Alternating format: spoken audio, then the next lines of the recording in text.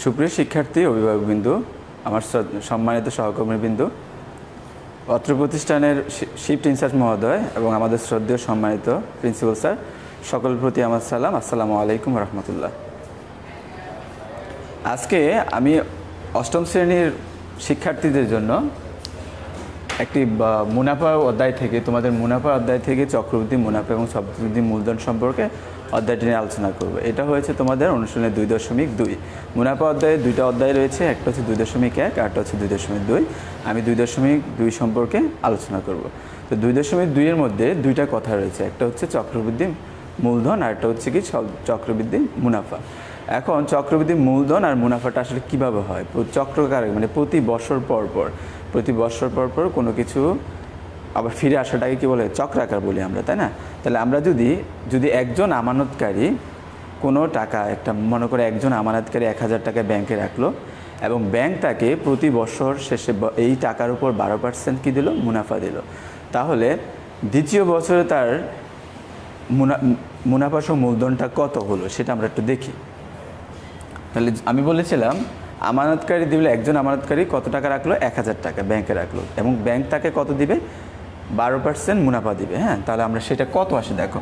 তাহলে যদি আমানতকারী 1000 টাকা হয়, তাহলে 1000 এ 12%, এটা কত আসে? এত টাকা হবে আর কি।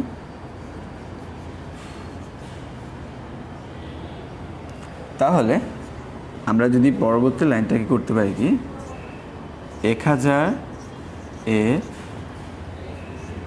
12 শতকরা মানে কি? 100/1, তার মানে নিচে দিব কত? 100, এত টাকা। এখানে দেখা গেছে যদি আমরা এটার সাথে এটা যদি কাটাকাটি করে দুইটা শূন্য কেটে দিলে তখন কত থাকবে? আমাদের 10 থাকবে আর 12 থাকবে। 10 এর সাথে 12 গুণ করলে কত হয়? 120 টাকা হয়।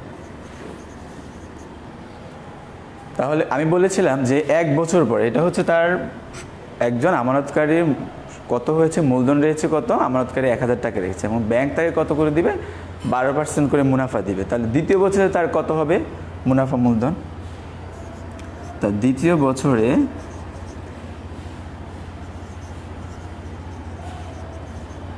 মূলধন হবে তার প্রারম্ভিক মূলধনের সাথে এই বর্তমানের মুনাফাটাকে যোগ হবে। প্রারম্ভিক মূলধন ছিল কত? 1000, তাহলে 1000 যোগ 120, এত টাকা। তাহলে কত হবে? 1120 টাকা। তার মানে 1120 টাকা তার হবে কি? দ্বিতীয় বছরের মূলধন। এই দ্বিতীয় বছরের মূলধন এইভাবে প্রতি বছর হলে প্রতি বছর ঘুরবে, সেটাই হবে তার কি? চক্রবৃদ্ধি মূলধন হবে। তৃতীয় বছরে আবার এই টাকার সাথে তার কি ওই সুদটাকে যে মুনাফা দিবে সেটা যোগ হবে। এভাবে চক্রাকারে ঘুরলে এই মূলধনটাকে আমরা কি বলতে পারি? চক্রবৃদ্ধি মূলধন বলা হবে। আর চক্রবৃদ্ধি মূলধনের সাথে মুনাফা কোনটা বলে? এই চক্রবৃদ্ধি মূলধনের সাথে যেই হারে মুনাফা দেওয়া হবে সেটাকে বলা হয় চক্রবৃদ্ধি মুনাফা। এখন তোমাদের বইয়ে আছে যে চক্রবৃদ্ধি মূলধন এবং চক্রবৃদ্ধি মুনাফা কিভাবে আসে। হ্যাঁ, এটা আমরা দেখব এখন।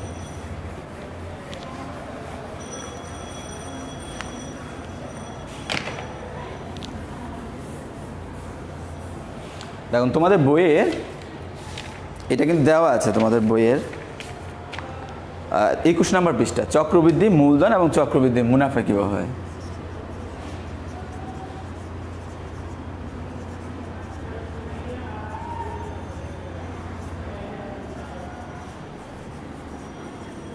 আচ্ছা, চক্রবৃদ্ধি মূলধন যদি ধরি, আমরা জানি কি মূলধন যদি ধরতে হয় তাহলে আমরা কি ধরি? পি ধরি, তাই না? প্রিন্সিপাল, যেটাকে মূলধন বা আসল বলা হয়। তাহলে আমরা যে প্রারম্ভিক মূলধনটা ধরি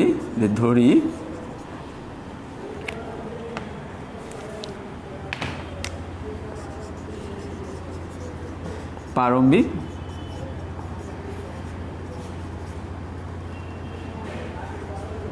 মূলধন কি ধরবো? পি ধরবো। আর মুনাফার হার কত ধরবো? 8 ধরবো।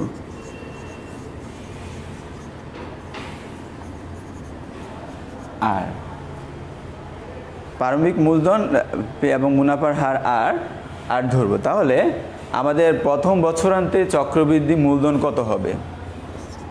প্রথম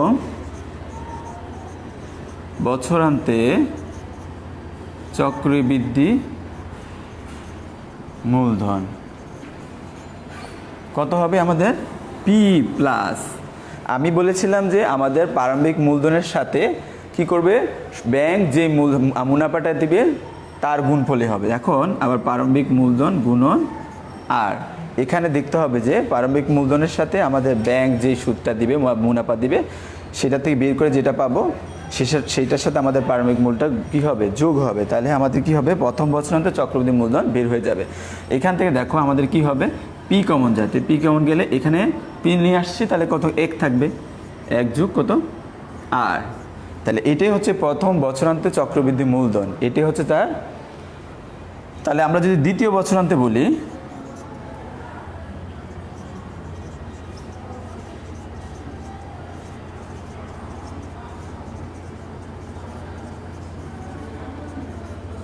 দ্বিতীয় বছরান্তে চক্রবৃদ্ধি মূলধন বলবো যে তার প্রথম বছরান্তে চক্রবৃদ্ধি মূলধন কত ছিল, পি ইন্টু 1 প্লাস আর, সেটা লিখবো আমরা কি, আমরা জানি মুনাফা যোগ কত আসল। তাহলে এখানে তার আসল কত ছিল, প্রথম বছরান্তে কত ছিল, পি ইন্টু 1 প্লাস আর দিব আমরা, পি ইন্টু 1 প্লাস আর দিব, সেটার সাথে যোগ হবে কি আমাদের আসলে কত পার্সেন্ট, আসলে ইন্টু আর পার্সেন্ট, এইভাবে চলে আসতেছে। তাহলে আমাদের এখান থেকে দেখো যদি আমরা পি ইন্টু 1 প্লাস আর কমন নেই, পি ইন্টু 1 প্লাস আর কমন নেই, তাহলে কি হবে,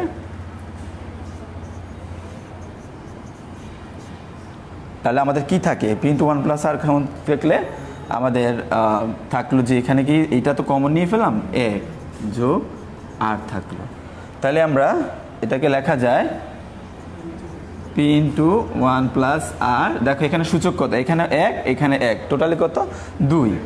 তাহলে আমাদের দ্বিতীয় বছরান্তে চক্রবৃদ্ধি মূলধন হলো P into 1 plus R whole square. আচ্ছা,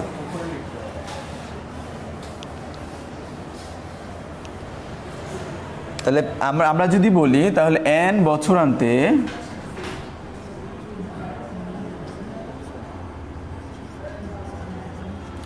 বছরান্তে চক্রবৃদ্ধি মূলধন কত হবে, শুধু আমরা এই সূচকের জায়গায় কি হবে, সূচকের জায়গায় আমরা n বসিয়ে দেবো, P into 1 plus R whole power n, ঠিক আছে। তাহলে এইভাবে আমাদের যত বছর যাবে তত বছর আমাদের মূলধন বের করার জন্য আমাদের এই সূত্রটা অ্যাপ্লাই করব। তাহলে কি হলো, এটা আমরা তো পেয়ে গেলাম কি চক্রবৃদ্ধি মূলধনের সূত্র, চক্রবৃদ্ধি মূলধনের সূত্র হচ্ছে P into 1 plus R whole power n। এখন চক্রবৃদ্ধি মুনাফাটা আমরা কীভাবে বের করব, চক্রবৃদ্ধি মুনাফাটা হচ্ছে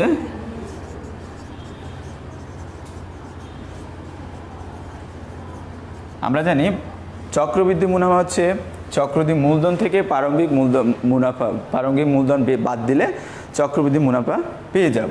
তো আমরা যাবো চক্রবৃদ্ধির মুনাফা কত, সূত্রটা কি জানি, চক্রবৃদ্ধির মুনাফার সূত্র জানি, মূলধনের সূত্রটা জানি যে P into 1 plus R whole power n, আর প্রারম্ভিক মূলধন কত ধরি আমরা সবসময় পি ধরি, তাই না, তাহলে পি, এটাই হচ্ছে তোমাদের কি চক্রবৃদ্ধি মুনাফার সূত্র। তার মানে চক্রবৃদ্ধি মূলধন থেকে প্রারম্ভিক মূলধনটা বাদ দিলে কি পেয়ে যাবো আমরা, চক্রবৃদ্ধি মুনাফার সূত্রটা পেয়ে যাব। তাহলে এই দুইটা সূত্রই তোমাদের এই অধ্যায়ের জন্য প্রযোজ্য, ঠিক আছে। এখন আমরা চলো একটা অঙ্ক করি। তোমাদের বইয়ের 27 পৃষ্ঠা 7 নম্বর অঙ্কটা আমরা দেখি করতে হবে। 7 নম্বর অঙ্কটা বলেছে বার্ষিক 10% হার মুনাফায়, 7 নম্বর বইয়ের যে বার্ষিক 10% মুনাফায় কত টাকা, 8,000 টাকার 3 বছরের, 8,000 টাকা 3 বছরের চক্রবৃদ্ধি মূলধন নির্ণয় করো।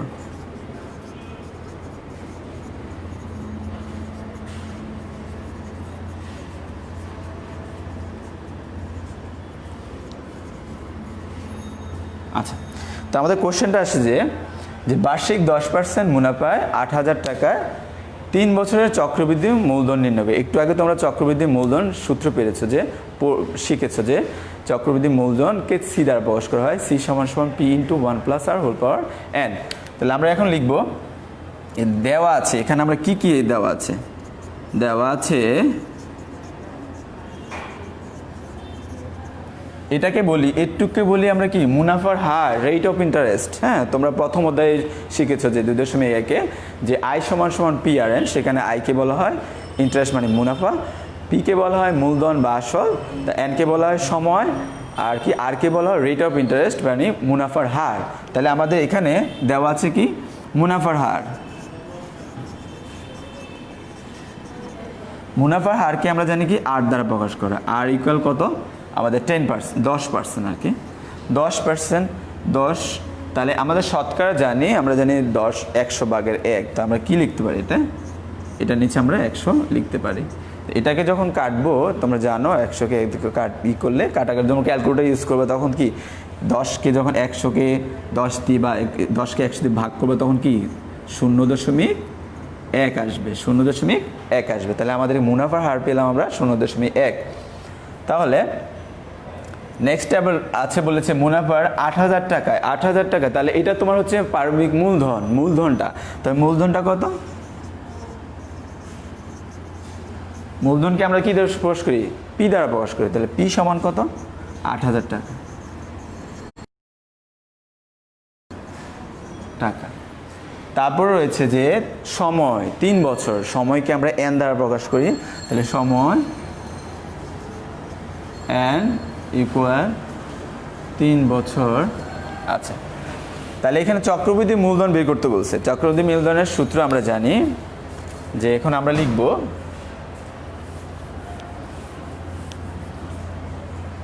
যে আমরা জানি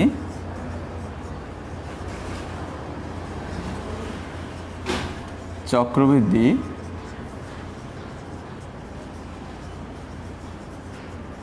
মূলধন, চক্রবৃদ্ধি মূলধনের সূত্রটা জানি। চক্রবৃদ্ধি মূলধনকে আমরা সি দ্বারা প্রকাশ করি আর কি, সি দ্বারা। তাহলে C equal P into 1+r⁴n। তাহলে এখানে আমরা যে মানগুলো বসাই, আমরা জানি আসল কত 8,000। তাহলে 8,000 যদি বসাই তাহলে আমাদের এ যোগ আমাদের মুনাফার হার ছিল কত, মুনাফার হার ছিল 0.1। তা আমরা 0.1 বসাবো। এখন দেখা গেছে এখানে এন, এন হচ্ছে আমরা কত সময় জানি, এন সময় এখানে কত আমাদের সময় হচ্ছে 3 বছর। তাহলে 3 লিখবো আমরা। নেক্সট লাইন আমরা করতে পারি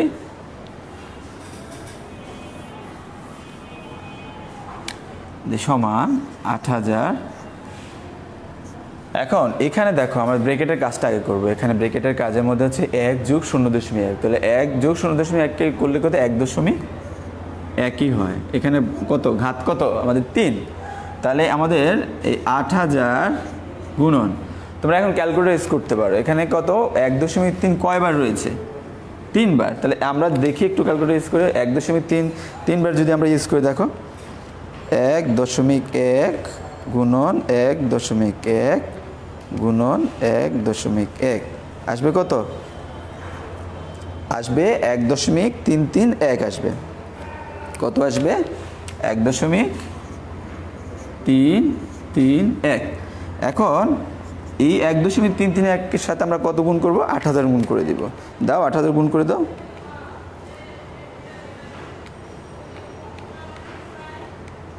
কত আসলো 10,648 টাকা, 10,648 টাকা, 10,648। এইটাই হচ্ছে আমাদের চক্রবৃদ্ধি মূলধন।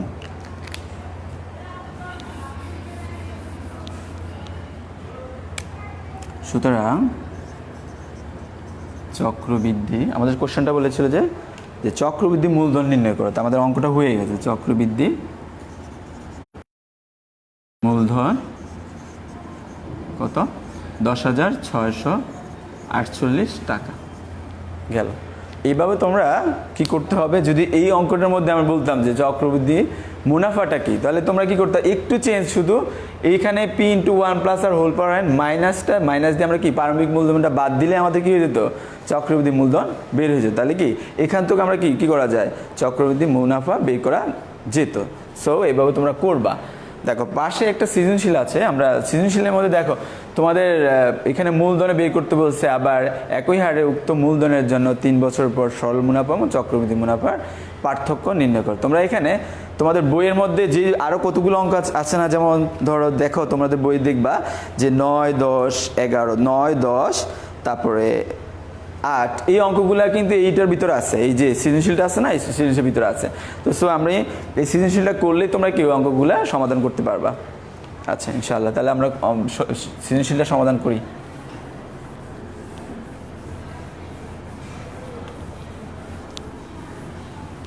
আচ্ছা তাহলে একই হারে চক্রবৃদ্ধি মুনাফার সৃজনশীলটা হলো যে উদ্দীপকটার মধ্যে লেখা আছে একই হার চক্রবৃদ্ধি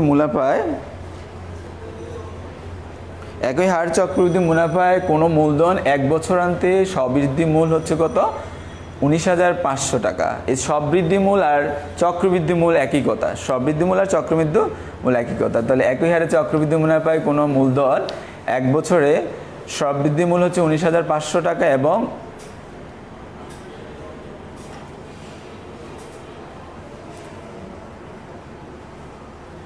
এখানে আরেকটু হবে 2 বছরান্তে, এখানে হবে 2 বছরান্তে সবৃদ্ধি মূল। তোমাদের বইয়ের লেখা আছে, বইয়ের সৃজনশীল নাম্বার 13, যে বইয়ের লাস্টের যে বিয়েটা আছে, যে উদ্দীপকটা আছে যে একই হারে চক্রবৃদ্ধি মুনাফা কোনো মূলধন 1 বছরান্তে সবৃদ্ধি মূল 19,500 টাকা এবং 2 বছরান্তে সবৃদ্ধি মূল হচ্ছে 20,280 টাকা, তাই তো? তাহলে প্রথম কোশ্চেনটা হচ্ছে যে মুনাফা নির্ণয়ের সূত্র লিখো। খ নাম্বার হচ্ছে মূলধন নির্ণয় করো, আর গ নাম্বার হচ্ছে যে একই হারে উক্ত মূলধনের জন্য 3 বছর পর সরল মুনাফা এবং চক্রবৃদ্ধি মুনাফার পার্থক্য নির্ণয় করো। তাহলে আমরা যদি দেখো এখানে মুনাফা নির্ণয় করতে বলছে, কিন্তু এই অধ্যায়টা হচ্ছে তোমার চক্রবৃদ্ধি মূলধন এবং চক্রবৃদ্ধি মুনাফার অধ্যায়, এবং কোন মুনাফাটা নির্ণয় করেছে তা আমরা জানি না। এর জন্য আমরা কি করব, 2টা সূত্র লিখে দেবো, সরল মুনাফার সূত্র লিখবো, চক্রবৃদ্ধি মুনাফার সূত্রটা লিখে দিব। আর তাহলে আমরা দেখো ক নাম্বার উত্তরটা। ক বলেছে যে প্রথম কোশ্চেন হচ্ছে মুনাফা নির্ণয়ের সূত্র। তা আমরা কি বলেছিলাম যে আমরা 2টাই করবো, সরল মুনাফা চক্রবৃদ্ধি মুনাফার 2টা সূত্রে লিখে দেবো। তা চক্রবৃদ্ধি মুনাফার সূত্রটা কি জানায়? চক্রবৃদ্ধি মুনাফা সমান P × 1 + R whole power n - P। এটা হচ্ছে কি চক্রবৃদ্ধি মুনাফার সূত্র। এখন আমরা যদি দ্বিতীয় বলি সরল মুনাফাটা কি? সরল মুনাফা সমান I = PRN, যেখানে P হলো মূলধন বা আসল, তারপরে R হলো মুনাফার হার, তারপরে N হলো সময়, আর কি বাকি আছে? I হলো মুনাফা। ঠিক আছে, তাহলে মুনাফা নির্ণয়ের 2টা সূত্র আমি লিখে দিই, একটা হলো সরল মুনাফা, একটা হচ্ছে চক্রবৃদ্ধি মুনাফা। তাহলে কয়ের উত্তর আমাদের হয়ে গেল।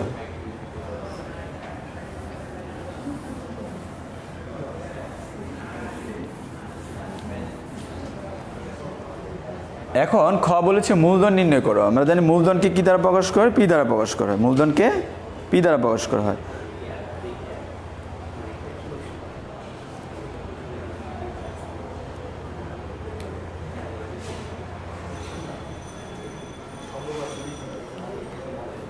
তা আমরা যদি এখন বলি যে একই হারে চক্রবৃদ্ধি মুনাফার কোনো মূলধন 1 বছরান্তে সবৃদ্ধি মূলধন কত? সবৃদ্ধি মূল বা চক্রবৃদ্ধি মূল একই। আমরা প্রথমে সূত্রটা লিখে নেব, খ যখন করব তখন প্রথমে সূত্র লিখব যে আমরা জানি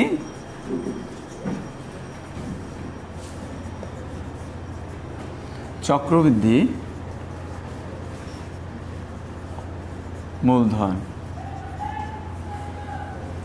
মূলধনের সূত্র কি? P × 1 + R whole power n। চক্রবৃদ্ধি মূলধনের সূত্রটা কি জানি আমরা? P × 1 + R whole power n। তাহলে ওরা বলেছে যে দেখো প্রথম উদ্দীপক যে প্রথম বছরান্তের সবৃদ্ধি মূল কত হবে।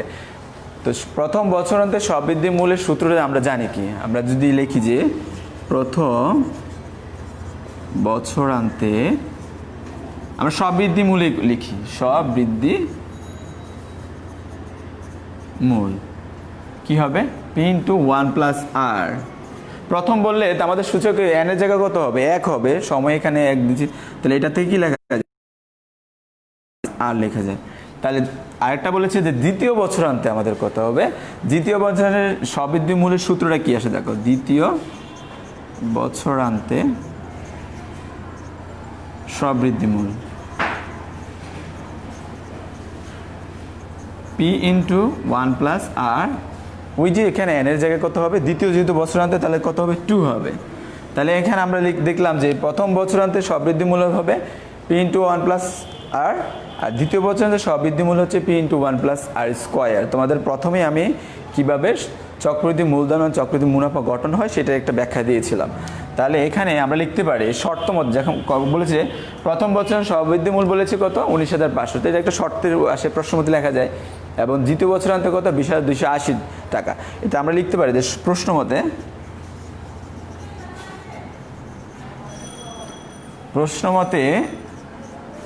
1 প্লাস আর আমাদের প্রথম বছর 19,500 টাকা, 19,500 টাকা। আচ্ছা, এটাকে যদি আমরা সমীকরণ 1 দিই, তারপরে বলেছে যে দ্বিতীয় বছরান্তের সূত্র কত P into 1 plus R whole পাওয়ার 2, এটা কত 20,280, 20,280।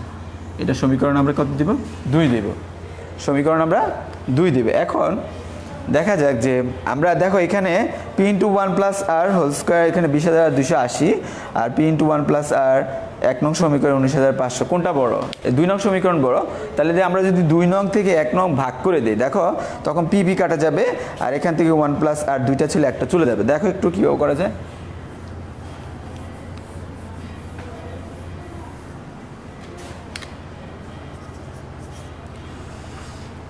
তাহলে আমরা লিখলাম 2 নং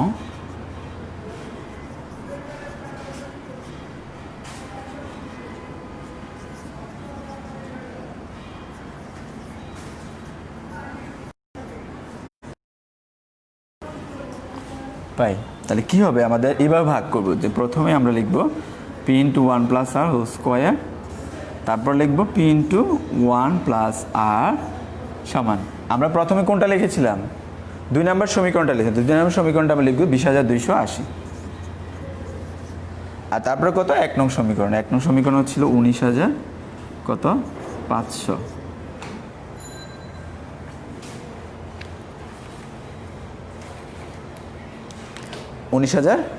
তাহলে এখানে দেখো আমাদের নেক্সট লাইন যদি আমরা করি তাহলে দেখো যে এই যে উপর নিচে আমরা জানি কাটা যায়, তাহলে এখানে পি পি কাটা যাবে, আর এখানে দেখো 1 প্লাস আর কয়টা এখানে 2টা, আর নিচে আছে কয়টা একটা, তাহলে উপরটা বড়, তাহলে আমাদের কি থাকবে আর একটা 1 প্লাস আর থাকবে, 1 যোগ আর কি 1 যোগ আর থাকবে। এটা সমান আমরা কাটাকাটি করবো, কাটাকাটি করলে কত হয় দেখো যে আমরা যদি এটাকে 10 দিয়ে কাটি বা 195 কত হয়, এটা 195 দিয়ে করলে আমরা ক্যালকুলেটর ইউজ করি, হ্যাঁ যে 20,280 ভাগ 195,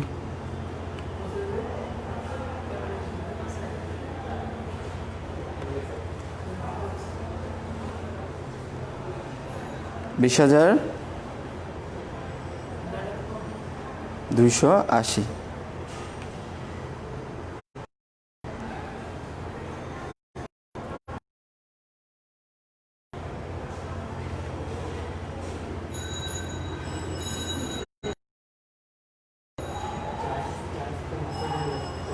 ভাগ হবে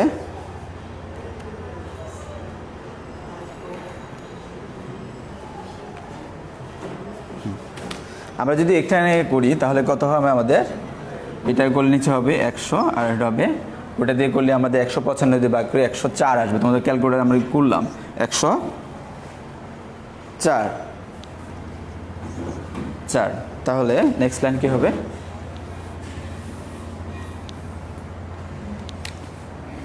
বা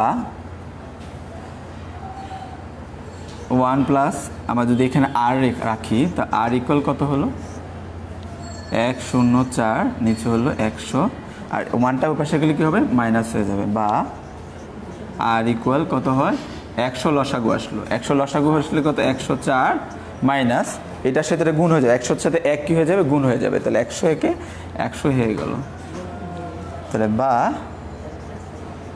আর ইকুয়াল দেখো 104 থেকে 100 চলে গেলে কি থাকবে 4 থাকবে, তাহলে 4 হলে আমাদের নিচে গেলো 100 হয়ে গেল না।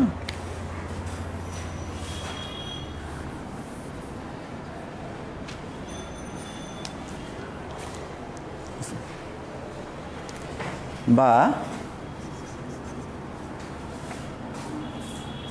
আর ইকুয়াল 4 একে 4, 4 4 25 100, তাহলে আমরা এই মানটা কোথায় বসাবো 1 নং সমীকরণে বসাবো,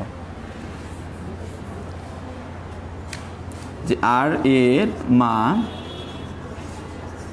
1 নং সমীকরণে বসিয়ে পাই। তা আর এর মানটা 1 নং সমীকরণে বসাও। তা আর এর মানটা আমাদের 1 নং সমীকরণ ছিল যে পি ইন্টু 1 প্লাস আর কত ছিল 19,500 ছিল, আমাদের 1 নং সমীকরণ ছিল পি ইন্টু 1 প্লাস আর 19,500, তাই না। তো এখানে আমরা আর এর মানটা আমরা বসাবো, আর এর মানটা কত ছিল, বা পি ইন্টু 1 প্লাস আর এর মানটা বসালাম 19,500, আমাদের আর এর মানটা বসালাম।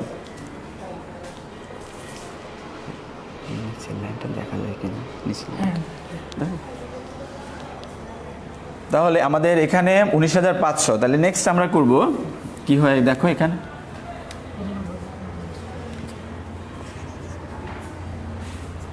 তা পি যদি হয় তাহলে 25, আমাদের 25 লসাগু হলে কি হবে 25 একে 25 যোগ 1, তাহলে কত 19,500, বা পি ইন্টু আমাদের এখানে কত 26/25 ইকুয়াল কত 19,500, বা এখানে যখন আমরা জানি বাম পক্ষে যখন গুণ আকারে থাকে সেটা কি তখন এই যে ভগ্নাংশে গুণ হয়ে কি হয়ে যায় উল্টে যায়, লব হরে যায়, হর লবে চলে আসে। তাহলে আমরা কি পি সমান এখানে 19,500, এই ভগ্নাংশটা যখন ডান পক্ষে যাবে তখন গুণাকার হবে, গুণাকার হয়ে সেটা কি উল্টে যাবে, তো উপরে চলে যাবে কত 25, নিচে আসবে কত 26। আমরা আবারও এটা গুণ ভাগ করব কত 19,500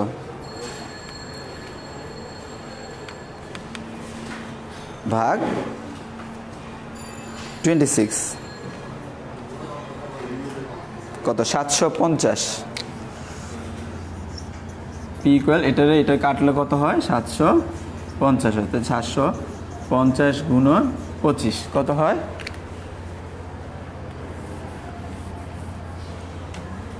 বা লাস্টের লাইন লিখবো। সুতরাং পি ইকুয়াল এখন 750কে আমরা 25 দিয়ে গুণ করবো, গুণ 25 18,750, আমাদের হলো 18,750। তাহলে আমাদের মূলধন কত বের হলো, মূলধন আমাদের বের হলো 18,750, মূলধন 18,750 টাকা। আচ্ছা এখন গ নাম্বারে দেখো বলেছে যে একই হার মুনাফায় উক্ত মূলধনের জন্য 3 বছরের পর সরল মুনাফা ও চক্রবৃদ্ধি মুনাফার পার্থক্য নির্ণয় করো। তা আমাদের একই হার মুনাফা, আমরা তোমাদের খেয়াল আছে কিনা যে প্রথম খ নাম্বারে আমাদের হার মুনাফাটা কত পেয়েছি, কত দেখো গ নাম্বারটা করবো এখন, যে গ নাম্বারের মধ্যে আমরা লিখবো যে খ হতে পাই, খ হতে পাই যে ক্ষয়ের মধ্যে কি লেখা আছে, যে আমরা দেখলাম যে মুনাফার হার কত ছিল, মুনাফার হার আর ছিল কত 1/25, এটা ছিল।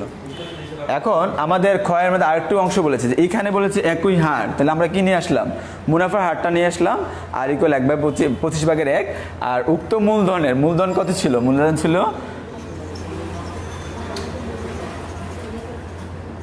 ছিল মূলধনকে আমরা পি দ্বারা প্রকাশ করি, তো পি সমান 18,000 কত 750 টাকা।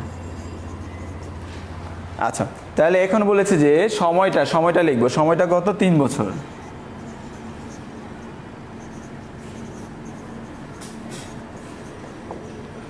আচ্ছা, তারপর বলেছে যে যে সরল মুনাফা এবং চক্রবৃদ্ধি মুনাফার পার্থক্যটা। তাহলে আমরা সরল মুনাফার সূত্রটা আমরা জানি কি, আই সমান পি আর এন। হ্যাঁ, তো আমরা এটা লিখবো, এখন বের করবো, আমাদের এই মানগুলো লাগবে। কিন্তু আমরা প্রথমে এখানে বলছি সরল মুনাফা এবং চক্রবৃদ্ধি মুনাফার পার্থক্যটা বের করতে বলছে। তাহলে আমরা আগে সরল মুনাফাটা বের করব, তারপর চক্রবৃদ্ধি মুনাফাটা বের করব, তারপর ওইখান থেকে কি আমরা বিয়োগ দিয়ে দিলে কি হয়ে যাবে, আমাদের পার্থক্যটা বের হয়ে যাবে। তাহলে আমরা প্রথমে লিখবো সরল মুনাফা।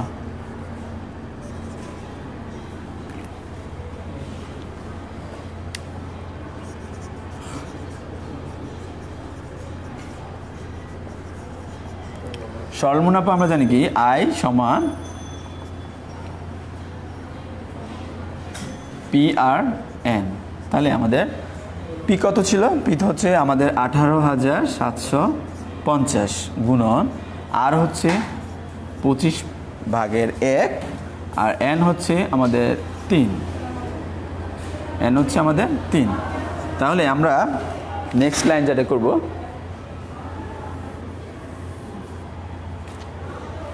18,750কে ভাগ করবো আমরা 25 দিয়ে, তো আমাদের কত আছে? 750 আসে। 750 গুণ 3। তাহলে 750কে যদি আমরা 3 দিয়ে গুণ করি তাহলে কত আসবে? 2250 টাকা। 2250 টাকা চলে আসলো। তাহলে আমরা কি পেলাম? আমরা সরল মুনাফা পেলাম। এখন আমরা চক্রবৃদ্ধি মুনাফা বের করব। চক্রবৃদ্ধি মুনাফার সূত্র জানো যে P into 1 plus R whole power N minus P. তার মানে কি, চক্রবৃদ্ধি মূলধন থেকে কি করবে হবে, আমাদের প্রারম্ভিক মূলধন বাদ দিলে চক্রবৃদ্ধি মুনাফা পাওয়া যায়। তাহলে আমরা লিখবো এখন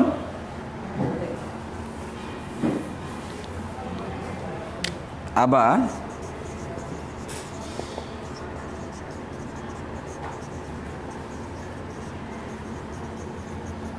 চক্রবৃদ্ধি মুনাফার সূত্র হচ্ছে P into 1 plus R whole power N minus P.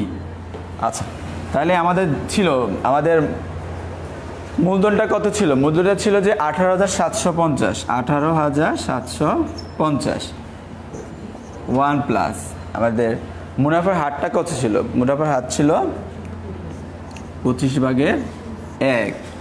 আর সময় কত? এখানে সময় হচ্ছে 3 বছর যেতে বলেছে, তো সময় 3 মাইনাস এখন এই যে পিটা, ওই যে আমাদের প্রারম্ভিক মূলধনটা কত ছিল? 18,750টা বাদ দিয়ে দেবো। এখন আমরা এখানে আগে কিসের কাজ করবো? ব্র্যাকেটের কাজ করবো আগে।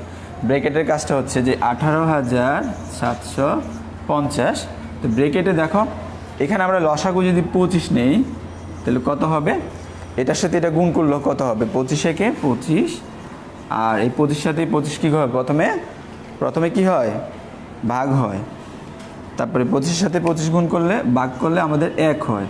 তাহলে 1 হলে উপরে লবে আছে 1, তো 1 1 কত হবে? 1ই হবে। উপরে 3 মাইনাস 18,750। আমাদের এই 2250টা মনে রাখতে হবে। হ্যাঁ, তো নেক্সট লাইনটা আমরা যদি করি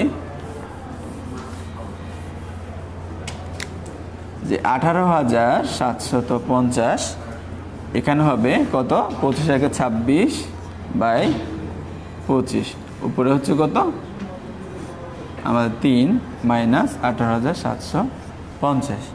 তাহলে 18,750 এটা কাজ করলে কত হবে? আমাদের 26/25 যদি কাজ করি আমরা 26/25 1 কত আসবে? 1.04 18,750 ইকুয়াল। এখন 1.04 কয়বার দিতে হবে? আমাদের 3 বার দিতে হবে। যে 18,750 গুণন আমরা আগে কী করতে হবে? যে এই শর্তটার কাজ করতে হবে, ব্রেকেটার কাজ করতে হবে। 1.04 3 বার দিতে হবে। তাহলে কত হবে? 1.04 গুণন 1.04 গুণন 1.04 ইকুয়াল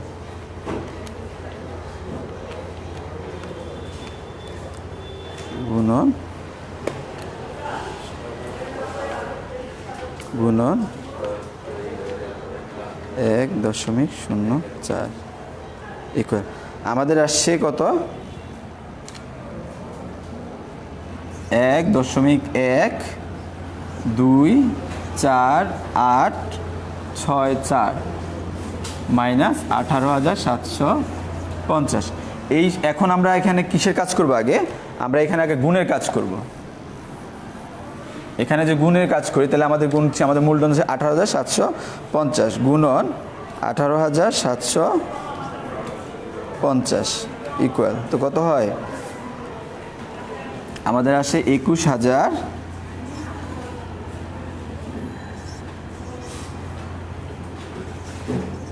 এটার থেকে আমরা 18,750 বাদ দিব তাহলে এই আমাদের এইটার সাথে এটা গুণ দেওয়ার পর আমাদের 21,091.2 আসছে তারপরে আমরা এর থেকে কি করব এই মূলধনটা বাদ দিয়ে দেবো 18,750 বাদ দিয়ে দেবো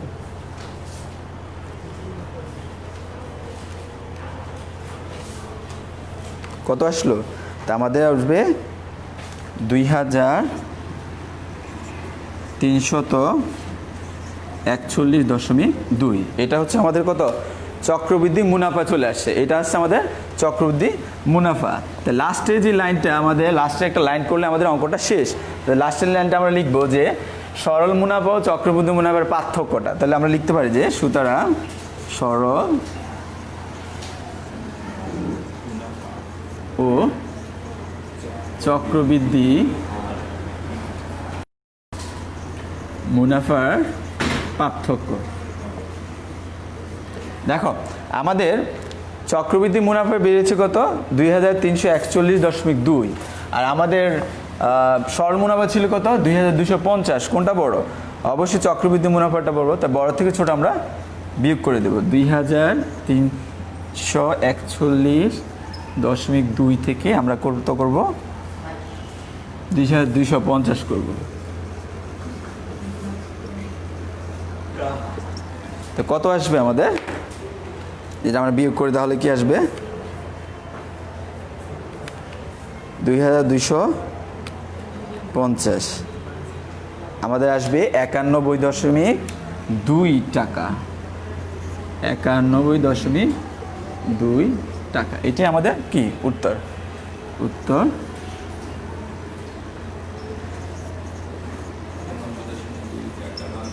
আচ্ছা তাহলে শিক্ষার্থীরা তোমরা এই অধ্যায়টা 2.2 অধ্যায়টা করার জন্য আমাদের দুইটা সূত্রে একটু ফলো করতে হবে এক নাম্বার হচ্ছে কি চক্রবৃদ্ধি মূলধন আর একটা হচ্ছে চক্রবৃদ্ধি মুনাফা এই দুইটা সূত্র ভালো করে তুমি আয়ত্ত করতে পারলে ইনশাল্লাহ আর যদি সেম যে বীজগণিত প্রতীকগুলো আছে সেগুলোর সম্পর্কে ভালো ধারণা থাকে সেটা এই অধ্যায়ের সবগুলো অঙ্ক তোমরা ভালো করে করতে পারবা আজ আর নয় তোমরা ভালো থেকো আর আমাদের অনলাইন ক্লাসের সাথে যুক্ত থেকো আসসালামু আলাইকুম